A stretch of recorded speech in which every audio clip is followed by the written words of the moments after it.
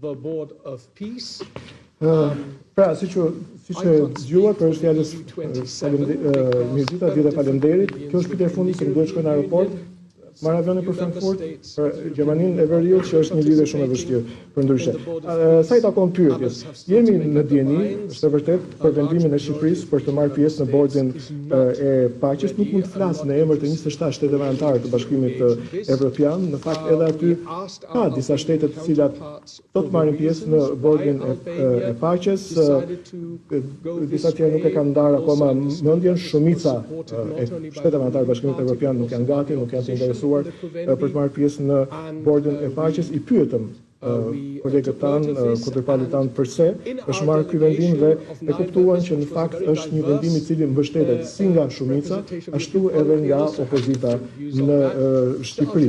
Në fakt edhe në delegacionin tonë që përbëhet nga 9 anëtar ka mendime të ndryshme lidhur me këtë dhe në fakt bordin e paqes kështu është.